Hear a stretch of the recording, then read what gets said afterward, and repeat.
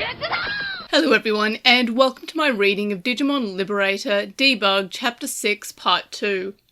Similar to the previous readings, I'm not a professional voice actor, and I'm just one person doing their best. So the voices change episode to episode. I'm just doing the best that I can. I recommend still heading to the official release over on DigimonCard.com if this is your primary way of consuming the Liberator web novel. Partially so Bandai still gets the site visits, but also because each chapter, like Digimon Seekers, has art.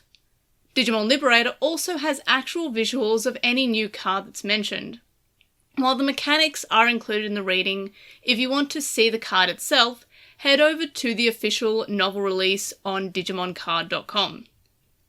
And with that out of the way, let's continue on to Digimon Liberator Debug Chapter 6 Part 2. Debug, Chapter 6, Part 2.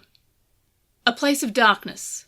A place where no light penetrated. All that entered the eye was the colour black. And, if not for Unchained being there, it might not even be recognised as a place at all. Devoid of data, its very status as a space within the world was ambiguous in and out of itself. I should be used to it by now, but the darkness here always gets to me. Unchained conjured up some light. Countless particles of green began to float through the air and brighten the area. But in this empty place, the only thing illuminated was the outline of Unchained's own body. It was a space within both Lacuna and the garden, yet at the same time neither. It was the gap that filled the space between all the data that drifted across the net. Unchained, accordingly, gave it the makeshift nickname of the Void. Digimon Liberator Side Story. Debug, Chapter 6, Part 2, Unchained. I am not human. I am not human. I am not human. No, I am just the same old me. Unchained often visited the Void when they wanted to be alone. It kind of reminded them of themselves. They were neither male nor female. They were neither grown nor still a child. Unchained was a mass of data in human form, an entity that simply happened to be born from the systems at work in the game known as Digimon Liberator. They were not human. A digital being, but not a Digimon. That was what Unchained loathed most about themselves. Having been made to remember that fact once again, Unchained had come here to be alone, and sulk a little. It's unbecoming to wallow in my feelings like this. When in the Void, Unchained would reflect on the awkward circumstances they found themselves in. Being a special advisor to the debugging team required Unchained to interact with people often, and ever since their appointment to that role, it had only seemed to become all the more common for them to get struck by emotion. It was honestly quite difficult. Every single person on the debugging team was so good. Some were funny, others kind, or stylish, or cute, or cheerful, but they all possessed big hearts and cared for others. It didn't take long for Unchained to understand how good-natured that they all were. However, being around those sorts of people for so long had blurred the lines of Unchained's own self-perception. Maybe I might be human after all. But no, they weren't. They would never be human. And they would never be a Digimon. It was this straddling of the grey area in between that made Unchained begin to waver in their commitment to their goal. Sometimes they caught themselves conceding that it might not be so bad not to change anything. And when they did, they came here to the Void to recompose themselves. Well, that's not exactly any getting around it. It was like Unchained was trying to convince themselves that they were only on the team because they had to be. That no matter the regret, they had to keep on pushing forward. They were prepared for all the hurt that achieving their goals would bring. It was unavoidable. None of their human teammates could be blamed in the slightest for the melancholy that once again plagued Unchained. Wallowing like this was simply their tendency. If they were honest with themselves, they liked, nay, even found it fun, to chat to the other members of the debugging team. They wished they could hang out more. It always felt good to talk to those guys. Altair. As an autonomous AI created by Yao, he's similar to Unchained on the one hand, but completely different on the other. Having learned about people from other people, the more human than humans Altair knew exactly how to interpret, consider, and act upon whatever Unchained said. It was a skill that made it possible for him to sometimes pick up things in Unchained's mind that even they were not aware of, and made it fun and easy for them to talk to. It was just a shame about his terrible jokes, but they loved that about him too. Suzune Kazuki, the spouse of the lead developer of Digimon Liberator, Keisuke Kazuki. She was brought up in an affluent household and, despite marrying into the moderately well-off Kazuki family, took on the role in the group to help out with the family finances. She was probably the sharpest mind on the debugging team and seemed to be getting more and more distant with Unchained these days. Perhaps she suspected something. Still, it didn't matter what she thought because Unchained couldn't help but like the clever woman. Ryutaro Williams. He loves Digimon and his passion shone through as soon as you started talking to him. His unquestioning faith in people had backfired on him more than once in the past, and it hurt Unchained to know that there was likely more pain in store for him in the future. But that faith was the reason Unchained loved him. Just talking to someone who loves Digimon as much as they did put Unchained at ease. Winner. Unchained had heard the stories of Winner's unideal home life, but perhaps because the boy was so shy, they had never spoken. Not even once. However, whether born out of pity or sadness, Unchained held a degree of compassion for him. His reserved nature and hard-working attitude, despite his youth, resonated with them. Yuki. She was a strange girl who could make friends with anyone. From the moment she joined the debugging team, she wouldn't shut up about her dream of becoming friends with all Digimon. But, lo and behold, she seemed to be inching ever closer to making it come true day by day. And she never doubted anyone. That's how she was able to get so close to so many people and why they chose to open up to her. At times, the things that come out of her mouth are unintelligible, but that was all part of her charm. Unchained was yet another who had opened their heart to her. But it wasn't as if those were the only people that Unchained liked. It was everyone else on the debugging team too. And in fact, all those who played Digimon Liberator and interacted with digital monster content. And that's why Unchained put them to the test. Was that cruelty? Each and every player was a complex individual with their own ambiguities when it came to their sense of justice, the policies they lived by, their pride, and their dreams. However, all were united in their love for spending time with Digimon. None of that was going to mesh well with what Unchained had planned, and that was what made it all the more fascinating. If Digimon turned against them, how would the players feel? Would they stick to their beliefs? There was one person that Unchained knew was different, a person who had previously taken an interest in them. A hard-hearted person who didn't believe coexistence with Digimon was possible. He had told Unchained all about his ideals and even given Unchained his former partner Digimon. Humans can be such frustrating creatures, don't you think so? Unchained snapped their fingers and a figure, bathed in light yet shadow, appeared by their side. It was like a line had been drawn down its middle, its right side beast-like, and its left mechanical, Maquinamon. When its name was called, several more sources of light suddenly appeared, and Unchained to answer the summons. There had to be more than 50 of them.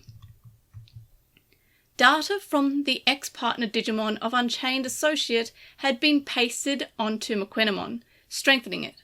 As a byproduct, what started out as a single Digimon was now a full-fledged type. Wow, look at our team go. It seems they've found every last one of you. The one to release the Lacuna-adapted Mequinimon had been Unchained, of course. Then, after providing them with a little training, Unchained had set the debugging team on the hunt. Luckily, any concerns that the team might let one slip away proved to be unfounded. They had all performed brilliantly and caught every last Mequinimon before sending them out to Unchained. And there were more. In Unchained left hand, a separate sphere of light appeared, glowing a faint blue. A single Digimon was curled silently into a ball like it was asleep. Its eyes were closed. Its long green bug-like body had multiple legs and a pair of antennae. Right then it looked just like a grub waiting to emerge from a chrysalis. Its name was Wormmon. It was wandering the obsidian desert when it was found by Mequinimon. Unable to acclimate to the world of Lacuna, it was on the verge of disappearing altogether. Unchained had quickly acted to secure the Digimon themselves. Wasn't it tough living in a world like that? Unchained smiled at the Digimon, not expecting a reply. It's ironic, isn't it? You guys are born in this world and should naturally have the right to live here, yet it rejects you. Digital monsters couldn't survive for a long time in Lacuna. The very environment quickly got to work eating away at their bodies. But no matter how much Unchained brooded over it, how they despised and despaired at the way of the world, it would not change. It could not be changed. Yet, Unchained was not deterred. A desire to see Digimon eat, breathe, battle, and live a free and simple life that felt natural drove Unchained. They clenched their fists tightly. They would fight. You want the same as me too, right, cool boy? Cool boy. Unchained spoke the name of another who agonized over the future of Digimon. He was the brilliant man who first discovered Lacuna and sought to protect the Digimon there before anyone else did. Although, he took a different approach to Unchained in fighting for a reality where Digimon could be free. He was a true hero, and one of the few people that Unchained could trust from the bottom of their heart. However, his way was too slow. How many more Digimon's lives would be lost before his project concluded? Unchained couldn't bear to even think about it. They had gladly gone along with Cool Boy at the beginning, but now they were angry and frustrated at the snail's pace at which things were progressing. It's not like my way will save every Digimon either, though. Still, compared to Cool Boy's plan, Unchained was much quicker and would help a lot more Digimon. That's what gave them the resolve to proceed, even though it meant conflicting with him. Now, let's put the sentimentality aside, shall we? Unchained switched gears in front of the numerous Mequinimon. This grand plan of theirs didn't just involve Lacuna, but the whole of Digimon kind. There was no room for half measures. I need your help too, Wormmon, they said to the Digimon resting in the little ball of light. It looked like the Digimon was already reaching its limit. Even if Unchained did send it to the garden, it still wouldn't have much time left. From a survival perspective, there wasn't much they could do. You can still live. Unchained was going to paste two sets of data, that of Mequinimon, which was made up of New World data, and that of the Digimon Unchained's collaborator had provided, which was now stored within Mequinimon. This would allow Wormmon to shine at the very end of its life. Let's get started. I'm counting on you, Mequinimon. At the sound of its name, a single Mequinimon drew up close to Wormmon. Then, Mequinimon's body disintegrated into a cascade of ones and zeros, and the source code began to enter the bug-like Digimon. Badump. Wormmon's body bent backwards with a huge jolt, as if new life had been forcefully breathed into it. Good. Once this Digimon was concealed inside an NPC in Lacuna, preparations would be complete. Maybe I should issue a warning once we're done? The main objective of this phase was to cultivate the abilities of the debugging team. To have them fall at the first hurdle would be totally unacceptable. They needed to protect this world, or the plan would be in ruins. After all, this world would sooner or later become an ark that would take them to a distant land. So, Unchained decided to send a single message to IDEA. A simple message indicating that Lacuna was in peril. "I'm sorry, Wormmon. I probably won't be able to take you with me, but you'll become the root of many a Digimon's salvations. So I know that I'll never forget you." Vowing to honour Wormmon for the rest of their life, Unchained transported the light-draped Digimon from the void to Lacuna. "Cool boy, if I had only one wish, it would be to you to find in your heart to forgive me for gouging a piece out of this world that you've created, and for everything I'm about to do from now." Unchained knew that Cool Boy would never hear their prayer, but they couldn't help but hope regardless. As they tried to ignore the stabbing pain in their chest, they wondered if this was akin to the feeling that humans described as love. Unchained laughed awkwardly at no one in particular. "Now it's about time I got started. This fight will decide the fate of the digital world." To be continued. And that is it for Digimon Liberator Chapter 6 Part 2, and also it for the currently available chapters of Digimon Liberator that have been released. The next bunch, I'm assuming, will be out there in February. I think they've been about every 3 months, so obviously I will continue on with Chapter 7 and 8, or however long this goes for. So stay tuned for that, and make sure that you're subscribed so you know when they're coming out. I tend to keep everyone updated when I'm releasing the Digimon Liberator web novel things. So in general, you can contact me and stay updated. You can leave a comment on this episode on YouTube to join the conversation. And for a full list of ways to find the podcast across the internet, such as YouTube, TikTok, Twitch and Twitter, head over to my link tree, which is linktr.ee/LostinTranslationmon. If you enjoy the podcast or videos or even my silly little posts online, you can show your support by signing up on Patreon and get some cool rewards and help me hit some milestones. And thank you to my current supporters on Patreon: Stephen Reeves, who is Wyman64 on Archive Our Own, Kaidawashi, Chisai, who can follow on Twitter at Chisai236, Neobu, who says you should follow Chisai on Twitter at Chisai236, Lismet, who is Lekman on Tumblr, Nicholas, Magnus, Lucas, Jason105, Patrick, Jason, Shelby, Digital Hazard, who's on Twitch at Digital Hazard, Tropimon, Vmon Tamer, Kasai, Big Bad Beetleborg, Bent Archer, and Cappy. You can also make a one-off donation on PayPal, which can be found linked in the description. It's paypal.me/airdramon. You can also donate to me on my Ko-fi account, ko-fi.com/airdra. And again, that's it for this bunch of Digimon Liberator novel chapters. And I'm looking forward to having more. And I hope you're going to be joining me in that listening, reading ish, I don't know. Anyway, if you are watching this on YouTube, please do the like, comment, subscribe, etc., etc. And of course, I'll see you in the next one. Bye!